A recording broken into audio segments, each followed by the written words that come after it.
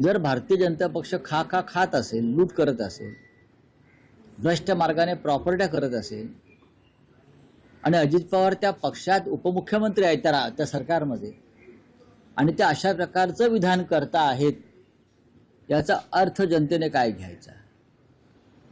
एकतर तुमच्या भ्रष्टाचाराचे आरोप भाजपने केलेले आहेत आणि आता तुम्ही भाजपवरती भ्रष्टाचाराचे आरोप करता. मग सरकारमध्ये राहताय कशाला? कशा करता राहताय सरकारमध्ये? या शरद पवारांबरोबर परत आता तुम्ही युती केलेलीच आहे पिंपरी चिंचवड आणि पुण्यामध्ये. त्यांनी काल असंही म्हटलेलं आहे का दोन राष्ट्रवादी जर एकत्र असतील तर तुमच्या तोंडात साखर फोडो, असं अजित पवारांनी पत्रकारांना म्हटलेलं आहे. त्यामुळे तो कोणता संदर्भ हो, अजित पवारांनी भारतीय जनता पक्षाची साथ सोडावी आणि मूळ राष्ट्रवादी पक्षात विलीन व्हावं. अमित शहानं दिलेला पक्ष त्यांच्या हातात तो मूळ राष्ट्रवादी नाही हे त्यांनाही माहिती आहे. मूळ राष्ट्रवादी काँग्रेस पक्ष हा सन्मान्य शरद पवार साहेबांचा आहे. मूळ शिवसेना ही माननीय उद्धव ठाकरे साहेबांची आहे. पण अमित शहांच्या मस्तीपायी आणि माजोरडेपणापायी हे दोन्ही पक्ष दुसऱ्यांच्या हातात त्यांनी ठेवले.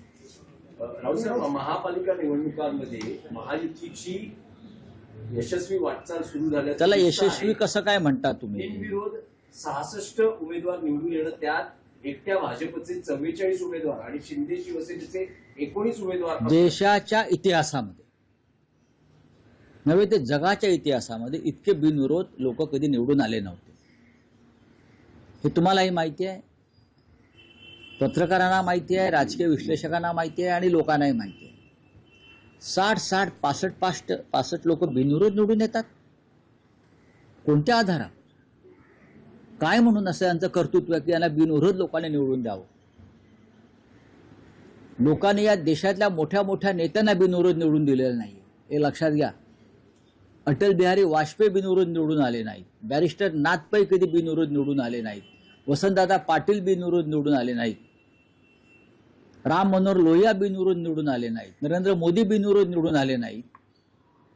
आणि या महाराष्ट्रामध्ये हा जो नवीन ट्रेंड सुरू झाला बिनविरोध निवडून आणण्याचा, साम दाम दंडभेद, जबरदस्तीनं समोरच्या उमेदवारांना माघार घ्यायला लावायची, त्यासाठी निवडणूक यंत्रणा वापरायची, नाहीतर समोरच्या उमेदवारांवरती पैशाचा पाऊस पाडायचा. 5-5 कोटी 10-10 कोटी रुपये दिले ज्या बिनविरोध होण्यासाठी आणि उमेदवारांना माघार घेण्यासाठी.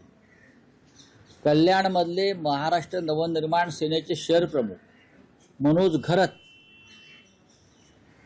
यांना दिलेला आकडा जो आहे हा डोळ्याची बुबळं बाहेर पाडणार आहे. बिनविरोध व्हावा आणि त्यांनी माघार घ्यावी म्हणून. काल माहिती घेतली मी. जळगावला उमेदवारांनी माघार घ्यावी म्हणून त्यांच्या घराघरामध्ये 5-5 कोटीच्या बॅगा घरपोच गेल्या. उमेदवारांचे डोळे फाटले आणि त्यांनी जर माघार घेतली. निवडणूक यंत्रणेला स्पष्ट सूचना होत्या.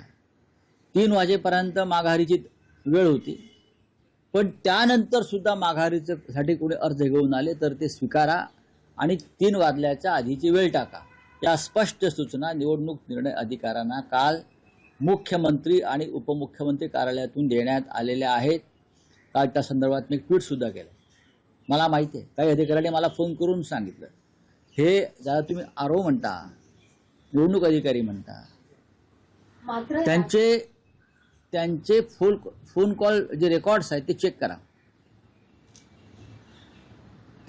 मी कालही म्हणालो, या सगळ्यांचे phone call, phone record check करा. त्यांना कोणाचे फोन गेल्या 24 तासात आले, कोणत्या पालकमंत्र्याचे, कोणत्या मंत्र्याचे, कोणत्या कार्यालयातून, हे त्याची चौकशी झाली तर या बिनविरोध माघारीचं रहस्य तुम्हाला कळेल. प्रचंड पैसे, हे असा पैशाचा खेळ या लोकशाहीमध्ये कधीच झाला नव्हता. महाराष्ट्र पूर्ण बदनाम झाला. महाराष्ट्राची प्रतिष्ठा धुळीस मिळालेली आहे. 60 लोक बिनविरोध निवडून येतात. 66 ही काही निवडणूक आहे? मतदारांनी करायचं काय? मग मतदारांनी करायचं काय?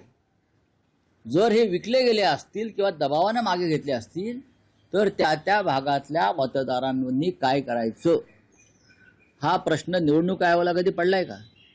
निवडणूक आयोग हे या भ्रष्टाचारांच्या ताटाखालचं मांजर झालंय. हे पाळीव मांजर आहे निवडणूक आयोग, महाराष्ट्राचा आणि देशाचा.